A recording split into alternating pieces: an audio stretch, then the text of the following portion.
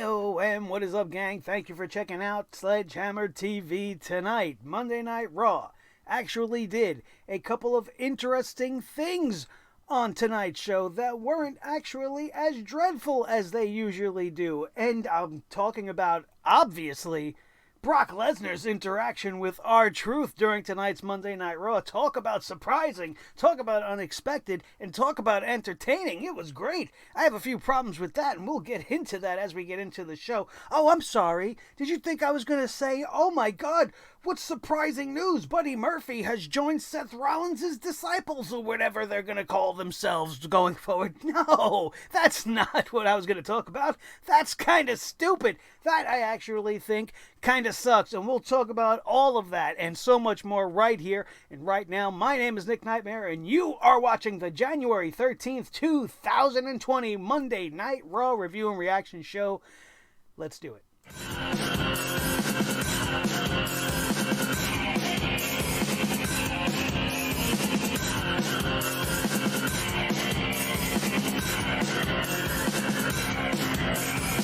Sledgehammer Wrestling Show.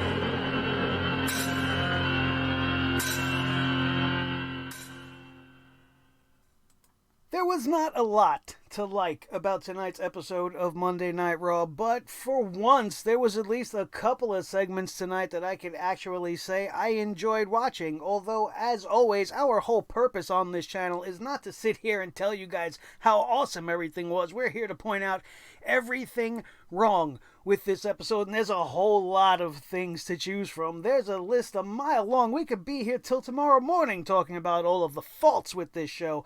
But nobody's got time for all of that, so we are going to focus in on what we think was the worst of the worst tonight. And one of the things that definitely deserves the poop hammer for this episode, at least in my opinion. Now, honestly, the jury's still out. The jury is still out on this whole Buddy Murphy situation. First of all, Buddy Murphy and Alistair Black had another great matchup in their series tonight. It didn't make sense for them to really be having this match. I know Buddy Murphy sneak attacked Alistair Black again, which set up this match to be going on for the third time in about 5 weeks. And it wasn't as good as their previous two matches, and it featured an infamous botch by the referee. This referee in this matchup should be suspended. He should be fired. He should be fined because he blew this match, and he definitely blew a big spot that could be costly in the terms of the character of Alistair Black. He clean, cold-cocked Buddy Murphy with a black mass kick. This match was over, and this guy didn't count the three. He saw Buddy Murphy twitch or something. The guy's shoulders didn't move at all, and he failed to execute the 3 count, making it look like Buddy Murphy has kicked out of the black mass kick. He's going to go on record now as somebody who has kicked out of the black mass, which is right now, and should be for some time, one of the most protected finishers in all of the WWE. But that's not where the madness ends. After Buddy Murphy loses to Alistair Black for the 3rd time now in a row, he decides to sit outside the ring and ponder. Charlie Caruso tries to get a word in. He doesn't want to be bothered. He sits through the Eric Rowan nonsense. He sits through the majority of the fist fight, and we'll get to that fist fight, don't worry. And Seth Rollins asks this guy to help them out. He reaches out to Buddy Murphy. Help us. Help us beat up the Big Show, Kevin Owens, and Samoa Joe tonight in the first ever street fight. And then Buddy Murphy does. Buddy Murphy joins this faction, and the 4 of them are standing there as Monday Night Raw comes to a close, holding their hands up in the air, celebrating as a group. And I'm wondering, are they really watching like what's going on in AEW? Are they trying to mimic shit that they're doing over there? Because it's been a long time since we had a faction that was trying to gain members in the WWE. And now what you're saying to me is Seth Rollins is the equivalent of Evil Uno. And the Monday Night Messiah and his group, which is still lacking some sort of a name, is going to be recruiting the losers. Alistair Black has beaten Buddy Murphy 3 weeks in a row. Why wouldn't he try to recruit Alistair Black? No, he's going to go and take the guys that keep losing. He feels his pain. He's hugging Buddy Murphy, telling Buddy Murphy, I feel your pain. How could you possibly feel anything that Buddy Murphy is feeling? You have been the WWE champion on multiple occasions. You know nothing of what it's like to be a Buddy Murphy. I don't understand the parameters of this whole thing. Why is Seth Rollins trying to amass a group? What do they need more members for? Buddy Murphy sticks out like a sore thumb. He doesn't fit what's happening in that group right now. I don't understand why he would just suddenly want to join up. He lost 3 times in a row. Now he's going to need help. He decides he's going to join up with Seth Rollins. This isn't going to put Buddy Murphy in a spotlight. This is just going to put him behind Seth Rollins. Seth Rollins is the mouthpiece of this whole entire group. What good is this going to do Buddy Murphy? What does Buddy Murphy bring to the authors of Architects of Pain, or whatever you want to call this stupid group? I don't get it. And I say the jury's still out, and I'm giving it the poop hammer on the night right now because it just doesn't make sense to me. It's just really kind of random. It's just so random, and it's just out of nowhere, and it has no sensibilities behind it. There's been no mention of Seth Rollins looking to recruit people.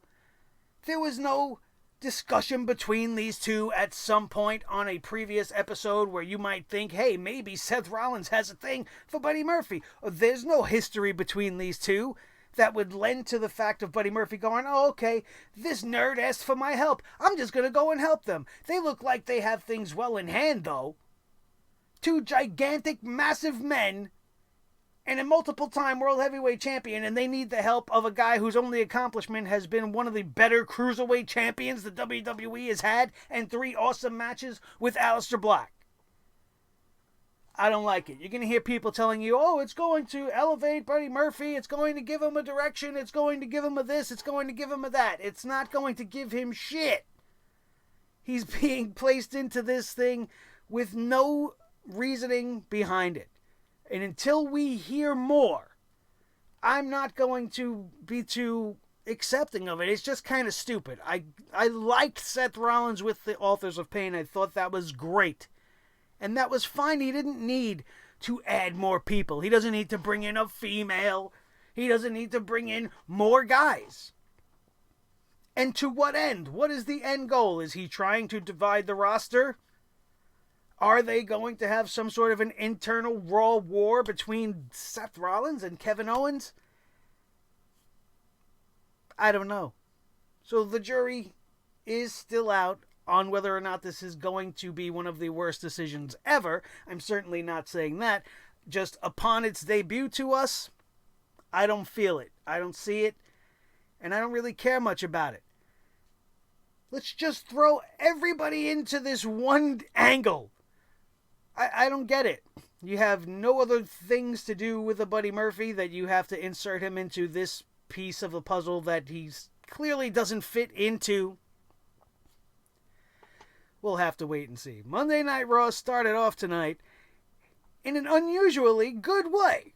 We kicked off things with Randy Orton, AJ Styles, soon to follow. They were having an RKO measuring contest, which was a great way Drew McIntyre wanted to put it before he came out and interjected into their little back and forth in the ring, which was okay. I mean, it's AJ Styles, it's Randy Orton. They're building up this feud, and I'm into it. I'm not minding it. Drew McIntyre comes out. He has complete and total control of the crowd. I don't know what he did or where this turn really came with the fans, because you've been kind of hearing it over the course of the last couple of weeks. Maybe they just know talent when they see it. Drew McIntyre is a guy that has been vastly underutilized. And if this is the WWE's way of telling us, hey, we're going to give Drew McIntyre a big push by having this triple threat match take place to open Raw tonight, and Drew McIntyre coming out the victor in a match with AJ Styles and Randy Orton, that's big. That's a big win for Drew McIntyre, and it definitely gives him momentum leading into the Royal Rumble. Can Drew McIntyre honestly be considered as one of the top contenders to win the Royal Rumble? I don't see why not. Drew McIntyre is great. I would be all over Drew McIntyre versus Brock Lesnar at WrestleMania this year. Are they going to do it? No. No, I doubt it. But I definitely don't mind them building Drew McIntyre along the way. Maybe he will end up with a big-time WrestleMania match one way or the other, but I'm liking this. I'm liking that he's kind of made the change. He's got the crowd on his side. He's got the Claymore countdown. And it's great. His charisma's starting to show. He's definitely connecting with the audience. You could feel it. You could see it on the screen, and they have to embrace things like that. Don't let it slip away. And he fits the mold of a Vince McMahon prototype. So if that's going to work to his advantage, then use it and put him at the top of the show, and let's do something with Drew McIntyre. Drew McIntyre as a babyface versus a true heel, Randy Orton, that's a great program they should think about right there. Going forward, that would be fantastic. Culminating in a WrestleMania, grudge match, main event of some sort, it would be fantastic. Definitely deserve it. My problem with this match is that it was tremendously short. I know they gave this match a solid 10 minutes, but when you factor in the commercial time that we had to take out of it, we really didn't see as much action as we should have. And when you're having a triple threat match with 3 top-tier talents, like a Randy Orton, and a Styles, and a McIntyre, you certainly should delegate your time better. And it was, I think, would have been much more beneficial to us as a viewing audience and to the 3 men in that triple threat match if you would have gave them another 5-6 minutes. Do we really need to see Ricochet out there for 3 minutes? Do we really need to see Charlotte Flair for 2 minutes? Did we really need to give 15 minutes to Rusev and Lashley? Did we really need to have a lot of this other shit go down on this show? No, we did not. If there was ever a match that needed a solid 15-20 minutes to tell a decent story, this is it. And it's not that they didn't tell a good story. I just thought it felt a little bit rushed, and it should have been given more time. I don't need to see back and forth interviews with Lana and Lashley and Liv Morgan and Rusev going back and forth with promos that they can't even deliver. Saying things that don't make sense on both sides of the equation. Ridiculous. But other than that, I enjoyed the opening matchup, but we quickly went downhill from there. We would get bumped back up slightly in the most unexpected of places, like we mentioned. But let's not get off track. We had Drew McIntyre getting the win with the Claymore kick out of nowhere on Randy Orton after he eliminated AJ Styles with an RKO. Everybody thought Randy Orton was going to pick up this win until McIntyre came in, scooped it up at the last minute. Great triple threat match. Should have been given more time. But I'm into it. And I think Drew McIntyre should be pushed to the moon. We then get Seth Rollins and the AOP in the locker room. Seth Rollins is trying to hype them all up.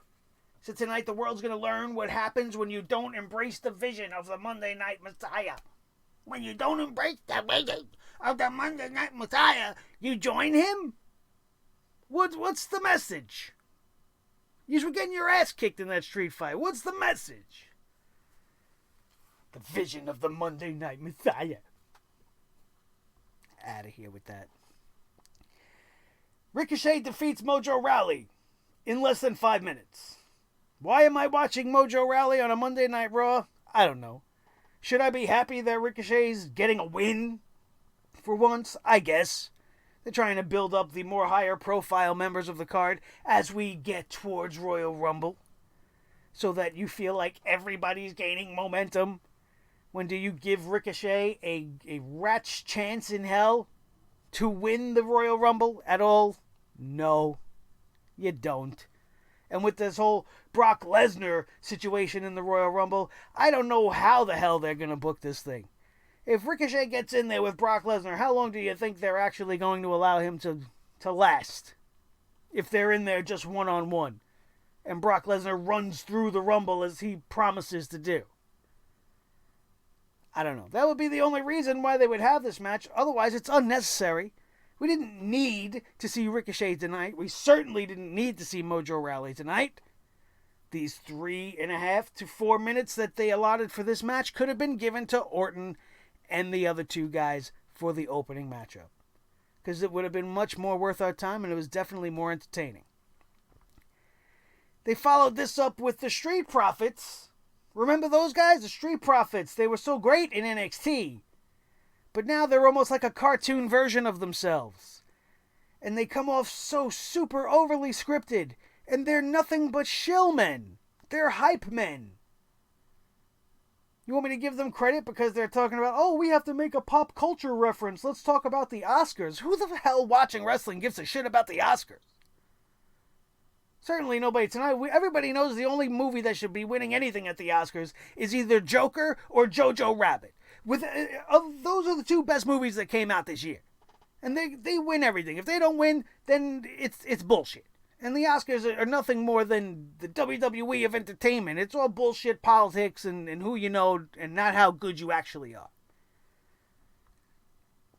We have Charlotte Flair defeating Sarah Logan. This match never took place, but they felt the need to do it anyway. But they also didn't need to feel the need to give it more than 2 minutes. So Charlotte Flair goes out there. She's got something going on with her face. I don't know if she broke her nose, if she had it fixed again, if she's a vampire now. She kind of looked like one of those vampires from Buffy the Vampire Slayer back in the 90s, that awesome TV show. I don't know. She's had something weird going on. She didn't look like herself. I don't know. Maybe she took a bad hit or something. I don't mean like a bad hit, like I mean like maybe she took a bad pop to the... Anyway, let's move along. Charlotte Flair, not looking so much like herself. This was 2 minutes, definitely not worth anybody's time. Didn't do anything to make Sarah Logan look good. Didn't do anything to make Charlotte Flair look any more intimidating than she did to me last week, or the week before that, or the week before that. We should be getting matches where Sarah Logan is beating up somebody for the first time, and we're getting to see her get put over and pushed in a prominent role. She looked great tonight. I don't get why she was coming sliding off the entrance ramp in her entrance. She came and she dove out into the crowd, but it's not actually the crowd, so it kind of looked like she fell, but she intentionally threw herself there. You could tell she didn't fall. I don't know, it was just very strange. It was very strange. Just about as strange as this match. 2 minutes, not worth anybody's time. All to see Charlotte Flair beat Sarah Logan. And I think it took her more time to get her robe from the guy outside. She told the referee, get my robe. So she went and got the robe. She put her robe back on. She fixed her little peacock collar. And then she decides she's going to leave. But then she's like, wait, I'm not going to leave. She goes and picks up Sarah Logan and throws her over the top rope, because it's Rumble time. And we have to know that Charlotte Flair knows how to throw people over the top rope, right? How are we ever going to know that she could win if she don't throw Sarah Logan over the top rope tonight? Has Charlotte Flair ever learned to throw anybody over the top rope? Holy shit. Thank God they made this segment, or else I would never ever have known Charlotte can throw people over the top rope. Who would have thunk it? This was really worth our time. Holy shit. We started off the second hour with Paul Heyman coming out and schooling the Kentucky crowd. Because one of the greatest moments of tonight's Monday Night Raw had nothing to do with in-ring competition. It had nothing to do with any promos related to any matchups or building towards the Royal Rumble. One of the greatest moments of tonight's Monday Night Raw was Paul Heyman telling the Kentucky crowd that they're assholes without actually saying those words. Paul Heyman belittles the crowd. Absolutely belittles them. Getting them for being country, doing a real thick country accent. Y'all need to show appreciation for the champion. And he started to get booed. And then he started his introduction. And as many crowds do, they start to chant along. My name is Paul Heyman. And Paul Heyman immediately turns and tells the crowd, how stupid are you people? And he's 100% right. How stupid are these common wrestling fans? How programmed are you as a fan that you automatically go to an arena or a venue and you just chant the same old shit over and over and over again? You're like a bunch of robots without a mind of your own. You boo Paul Heyman because you know you're supposed to boo him, but then he says this cool thing and we want to sing along. Paul Heyman, cool. And then he shit on them, which was great. And now they're booing Paul Heyman. They're booing him profusely because Paul Heyman is a master at his craft, and he knew that he needs these people to not be cheering him. He's great. These are one of the moments where Paul Heyman shines brightest. It was fantastic. It made me laugh out loud. This was only one of the many laughs I would get in this segment. I certainly didn't expect any of this. Paul Heyman goes into this after he teased the crowd, pretends that they were going to walk off because now he was mad that they were booing him, which is another genius thing. He's like, you idiots are supposed to be booing me. So then the crowd starts to boo him to the point where he can't speak, and he's like, you idiots are booing me. I'm leaving. It's genius. Genius managerial tactics. But then he finally gets the promo underway. He's talking about the streak of spoilers that he has given us and that his spoilers always come true. And then he says something that the truth will set you free. And R-Truth came out. And this whole thing took a right turn as soon as R-Truth opened his mouth and said to Paul Heyman, thanks for inviting me out here, Paul. I immediately was laughing already. The only purpose that this really truly served was to have R-Truth out there and say the name John Cena, because as it has been widely rumored all over the dirt sheets, John Cena wants a prominent role at WrestleMania. John Cena is heavily rumored to be a surprise entrant in this year's Royal Rumble so that he can win and make his way to WrestleMania. Certainly we hope that's not the case. Just as much as we hope Roman Reigns don't win, I don't want to see the original Roman Reigns come back to win the Royal Rumble and take a main event spot from somebody else, but that also remains to be seen. So R-Truth talked about his childhood hero, John Cena. He put the name out into the universe so that everybody could remember the name, as if anybody's forgotten the guy that we can't see. And I've been pretty happy to not see him lately, but whatever, it is what it is. This turned into a great segment of just total miscommunication with R-Truth. He proved he's worth his weight in gold. This whole entire segment was fantastic. If you could get Brock Lesnar to break on camera on Monday Night Raw and just throughout the entirety of every word out of Truth's mouth, Brock Lesnar was laughing. He was laughing at one point so hard he was actively choking and coughing because it was just too much. R-Truth was talking about how he's declaring the Royal Rumble. He didn't declare himself to enter the Royal Rumble. He said, I declare the Royal Rumble. And then he goes on this whole spew and this whole rant against Paul Heyman. He says, I know you're a big man, and we all think he's talking about Brock Lesnar, right? But we know you're a big guy, but I know that you can go over the top rope. Paul Heyman. Brock Lesnar lost his shit. Paul Heyman's trying to correct R-Truth. He's like, I'm not in the Rumble, you idiot. He called him Bong Hit. He's like, listen, Bong Hit. Like, this was great. This was a great back and forth. And then when R-Truth realized he just messed up and that it was Brock Lesnar that's in the Royal Rumble and not Paul Heyman, he retracted his statement and may be the first person to ever undeclare from the Royal Rumble, which was fantastic.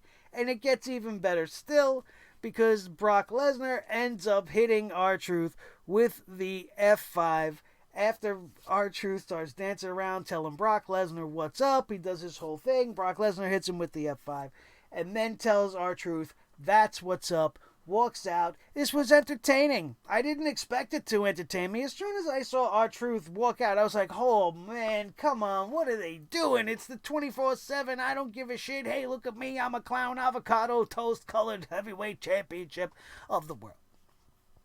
And he can call it the 24/7, 7-Eleven, 94/7 European TV championship all he wants. I like my name better.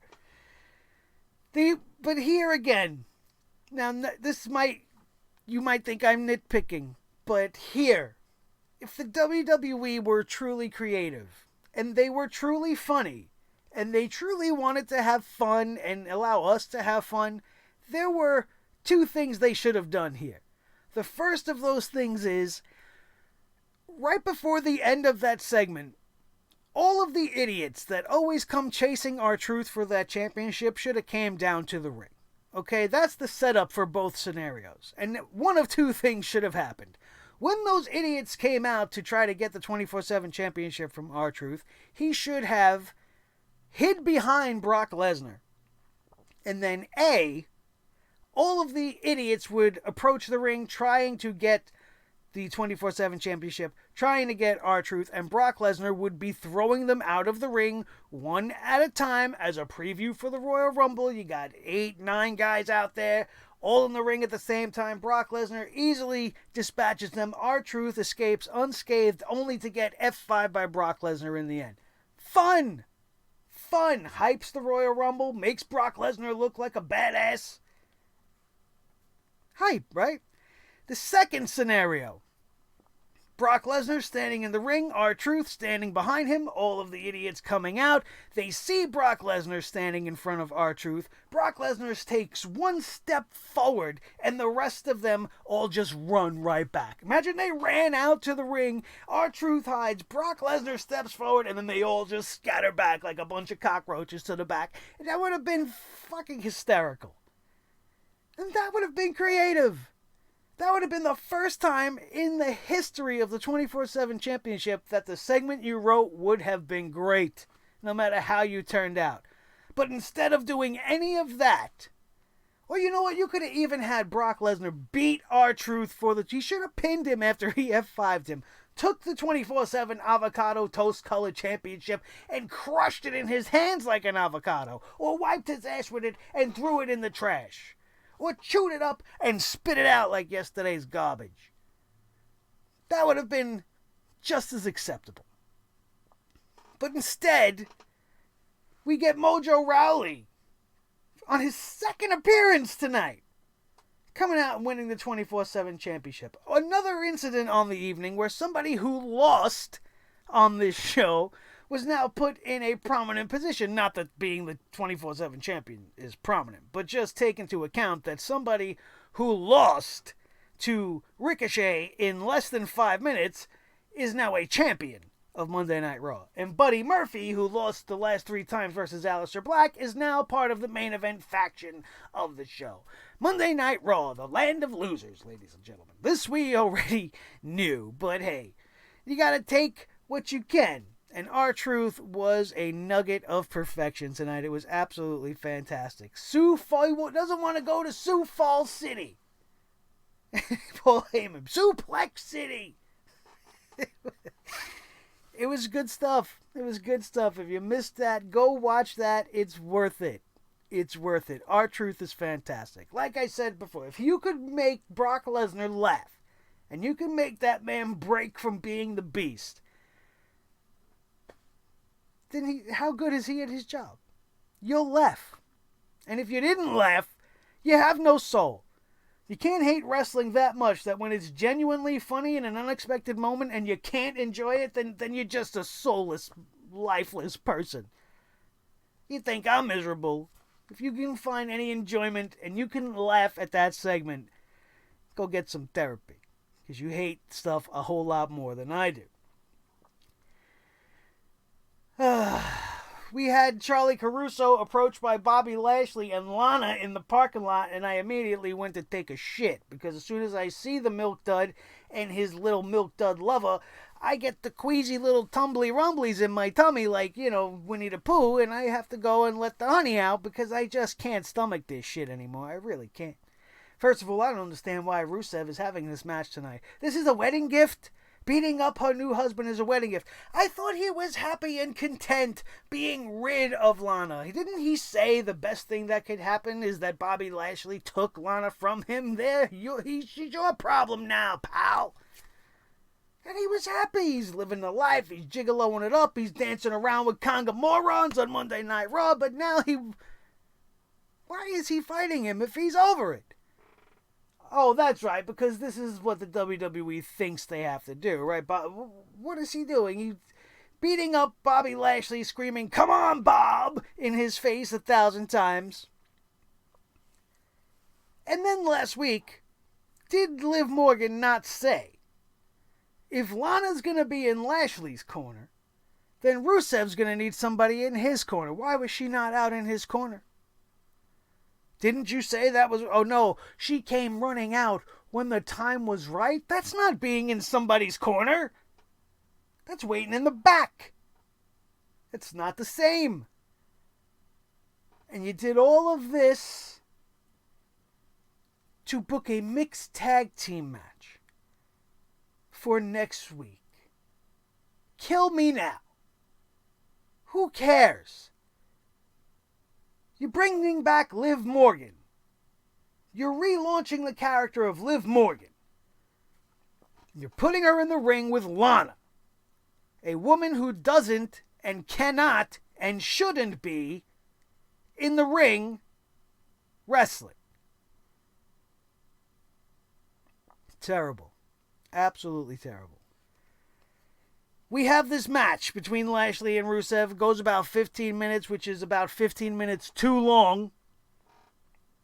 Friggin' ridiculous. Liv Morgan came out to help Rusev.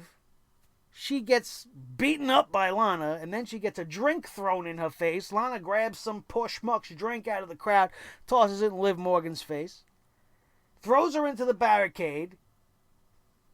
Rusev gets distracted, gets hit with a spear. Bobby Lashley wins. This is followed up with a promo by Lana and Lashley, which is just ridiculous. The tinsel is already falling off the tree for the newly married couple, as Lana has now thrown down the gauntlet. She makes a mixed challenge.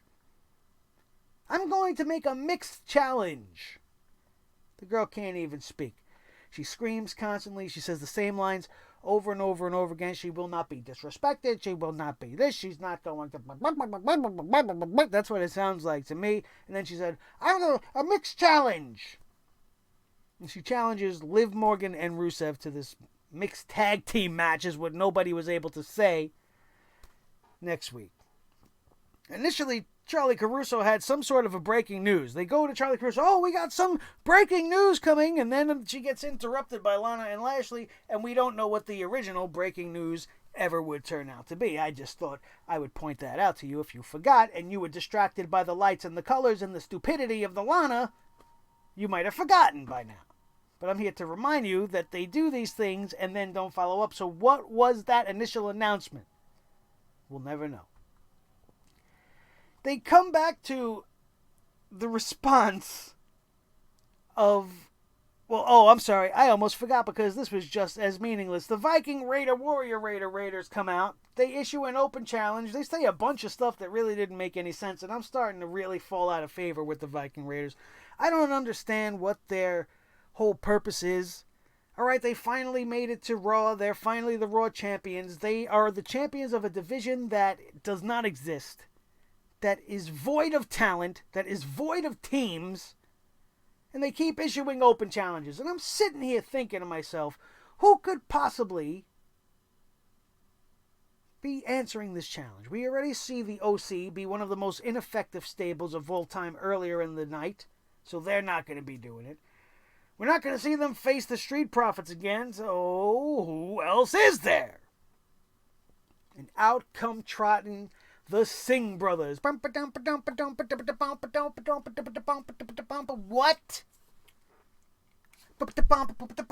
What? I was unaware that they were even still employed. I didn't know that they were on Monday Night Raw. I certainly didn't know that they were on the main roster. I thought that they were over in 205 Live. And what? This match I don't even think went a minute. Why bother? We don't have to see the Viking Warriors every week.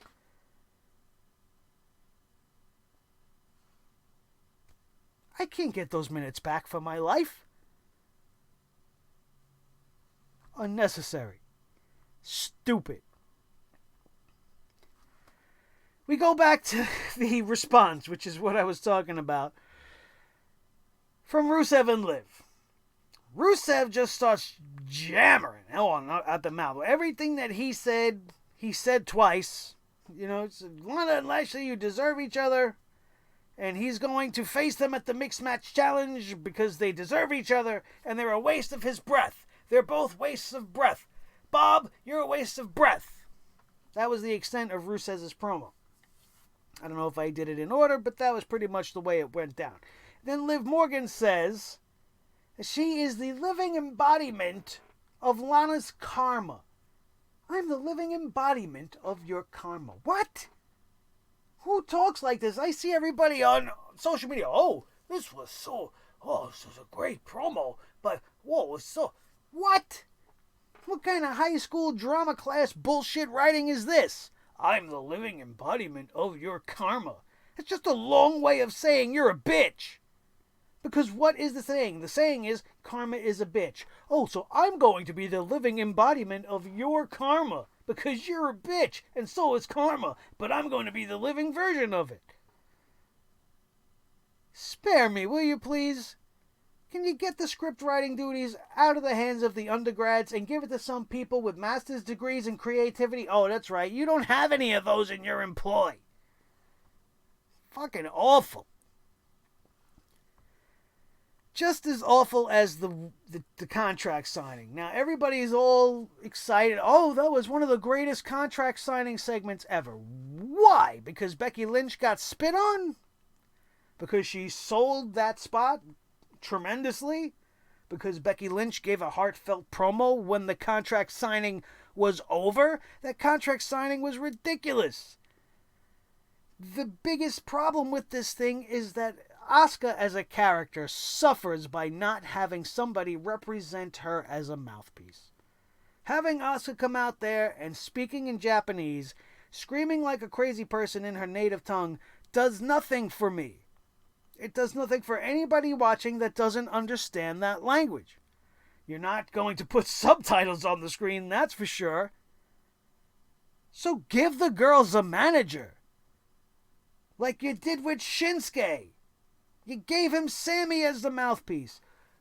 Don't give them Paige because that was jarring and it didn't make sense. But they should have a manager to sit there and cut the promo on Becky so that there could be the back and forth, so that after they sign, when Asuka spits in her face, we all know where Asuka's frame of mind is, where Asuka's coming from. We know where Becky Lynch is coming from. She wants to erase this one blemish from her record, and she has to do it. She has doubt in her mind that she's going to be able to do it because Asuka is the only person that she cannot solve.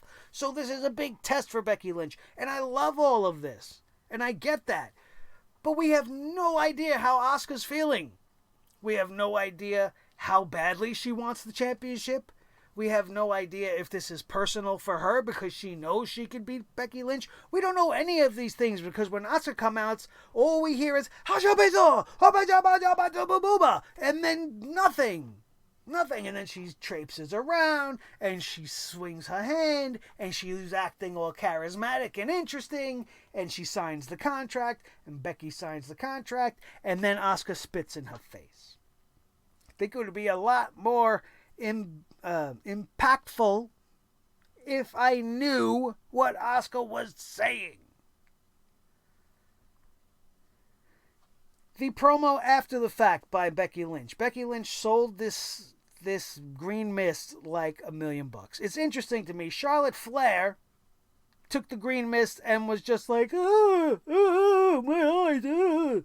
Becky Lynch took it like she was blinded or like her skin was burning off. She was excellent. Excellent. Put that move over like $1 million. Then when she finally got cleaned up and they had the, EMTs rush out, cleaning her up and everything, she finally got her bearings about her. She looked like she was having trouble opening her eyes even while she was giving the promo, so points for that.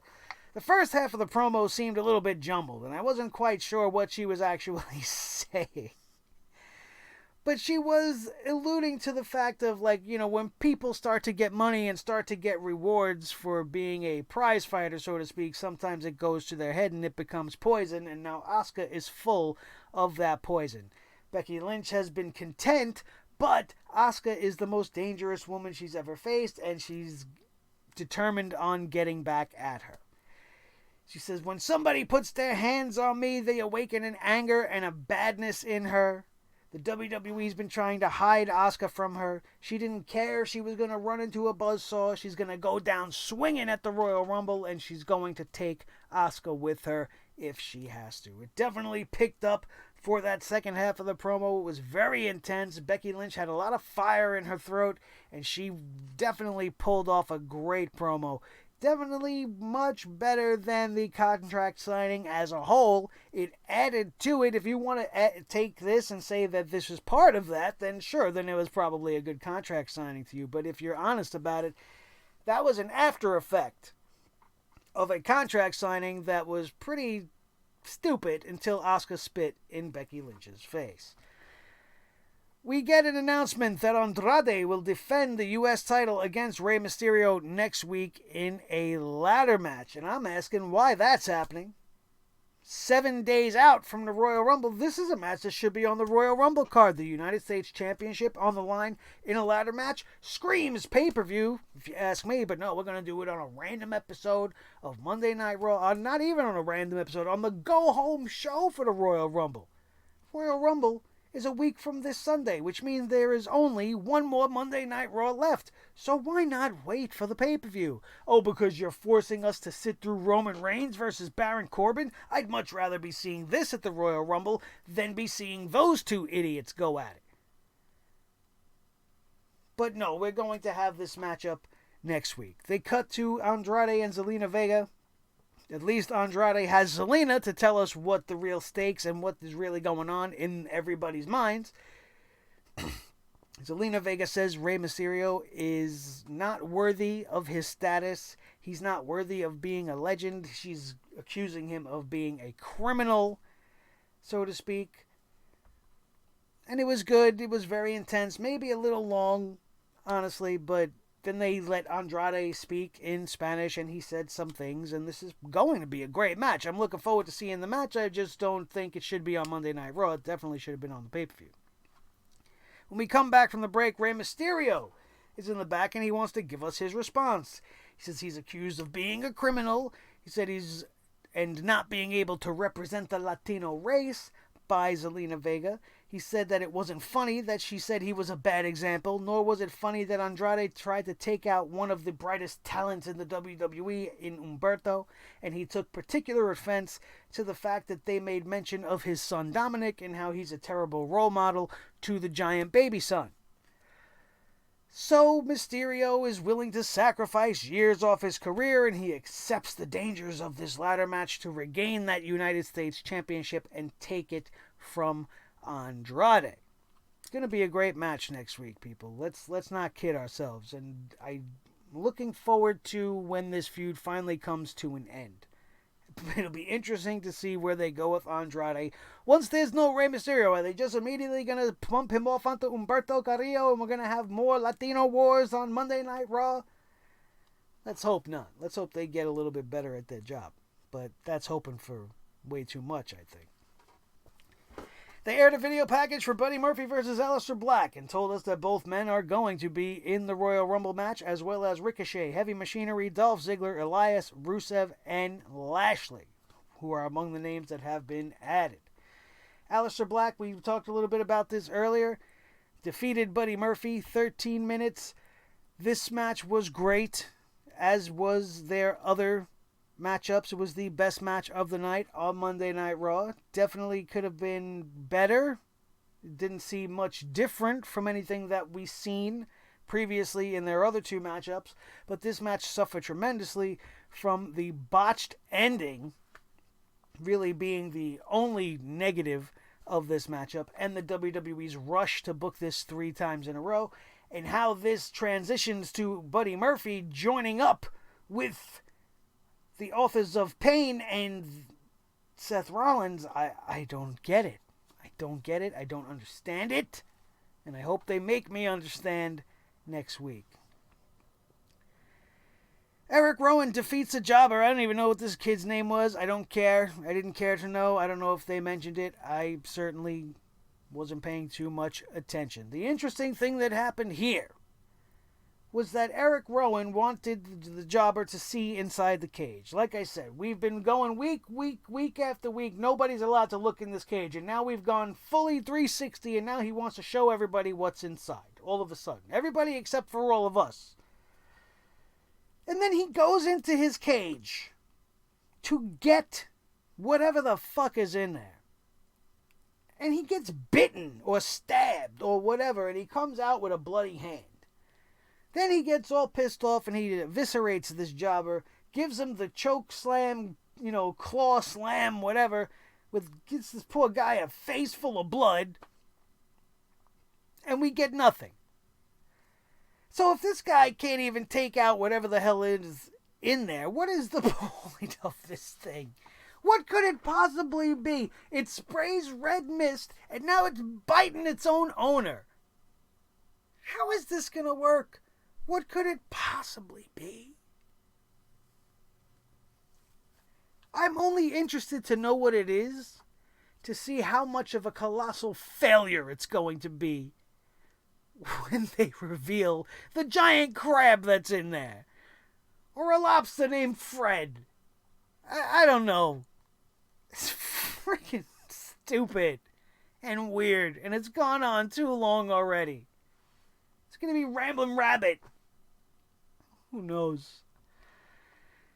Monday Night Raw ends with this fist fight. It is a fist fight that had barely any fists thrown in it. This was a WWE bullshit way of just calling a no disqualification match something different so that they could say, for the first time ever, a first time ever fist fight. And isn't every fucking wrestling match a fist fight when you boil it down to the real bare minimums of wrestling is you're gonna throw fists. So every fight in wrestling is technically a fist fight. But this was not a fist fight. This was the furthest thing from a fist. I've seen fist fights before.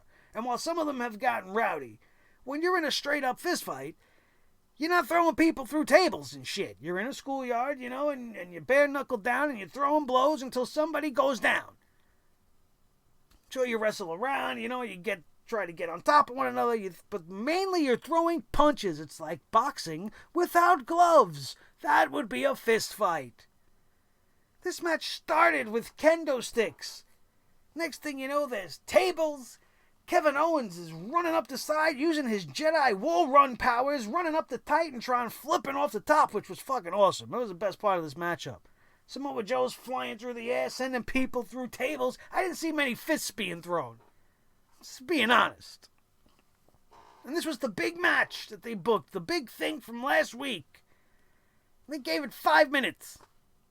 5 minutes. By the time all the entrances and shit was over, we had 5 minutes before this whole thing came to an end. And how does a fist fight come to an end? Well, when the referee decides there's a winner. When the referee decides. So now this isn't really a physical contest of wrestling. This is Hell in a Cell without the cage, where the ref's going to just sit there until somebody gets beat up bad enough for him to go, you can't continue. Does anybody think the Big Show wasn't going to be able to get up after what they did? I'm sure he would have been able to get up. He's the Big Show. But you see, this is just them trying to be clever. This is the WWE booking this matchup featuring six stars that they are invested in right now. And they don't want any of them to lose, so to speak. You can't have the Big Show pinned. He just came back. He shouldn't be on Monday Night Raw's main event 2 weeks in a row. But the Big Show's back, and apparently it's a big deal. And he's a big star, and he's going to be a future Hall of Famer, so we can't have him losing right now, because he just came back. You can't have Kevin Owens take a pin, because Kevin Owens is the hottest thing going today. That would be stupid to have him losing. You don't want to see Samoa Joe go down. He just made the turn, right? So you want to keep his momentum going. And the same is said for Seth Rollins. They just became a heel faction. You don't want them to be suffering any losses right now, because then who's going to give a shit about going up against them if you could very easily beat the authors of Rollins? So what do? You book a fist fight that has no rules, so essentially it's really just a no tag, a tornado tag style matchup with no rules, no DQ, no disqualifications, Everything's legal until the ref says stop. It's not last man standing. No 10 count till they can't respond. The rules of this match were very loose. And it was all so they could say, for the first time ever. And for the first, and not for the first time ever, for probably the 100th time consecutively in the last 100 weeks, I have been tremendously disappointed with Monday Night Raw. Well, I was interested mildly in Buddy Murphy sitting out there for the last 1/3 of this show, not being able to get up. I certainly didn't expect that he was going to join the authors of Rollins. And even when Seth Rollins made his appeal during the middle of this matchup, he's getting his ass kicked. The authors of Pain are getting their ass kicked.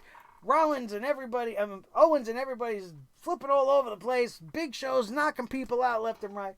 He appeals to Buddy Murphy, and I'm trying to understand why Buddy Murphy turned the tide. Why would he be the one to turn the tide? Because he was a sneak attack that wasn't expected? He hits a low blow on the Big Show, which swings the momentum of the matchup. There's nothing they can do about it. There's no disqualification. And so the referee calls for this match to be over after the Big Show gets curb stomped and the ref just calls for the bell after the curb stomp. He was put through tables. He was hit with all kinds of shit. But after Seth is a curb stomp, boom, the ref calls. This match is over. Rollins and AOP are announced the winners. Buddy Murphy hugs Seth Rollins and joins the Architects of Piss. And I honestly don't know where it's going. Those are all my honest opinions of every single shit thing that went down tonight and the few actual decent things that we were able to enjoy for once. Believe me, I'm grateful. I'm grateful for that triple threat match at the beginning of the show. I'm grateful more than anything to R-Truth for making that segment fantastic when I thought it was going to be nothing but pure raw trash. When it was funny as anything that I can ever remember them doing in recent memory. Way funny. And I enjoy wrestling. The rest of the show, the Black Buddy Murphy match was great, but the botched ending definitely stood out. The Buddy Murphy turn at the end just makes zero sense to me. But we'll have to tune in next week as we do to find out more about this developing situation.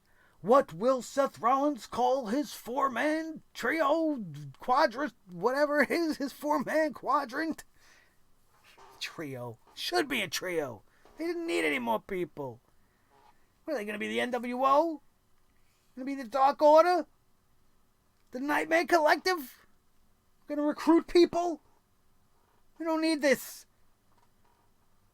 If anything, you need to have somebody else do that. You have Rollins and the AOP killing everybody on Monday Night Raw, and you build up another bunch of guys against them.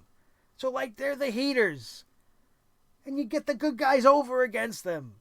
You have four guys band together, call themselves something, and be the anti-Architects of Piss. And then when you have a fourth man join, it means something. What does it mean? It doesn't mean anything. It doesn't feel like when Hogan joined the NWO.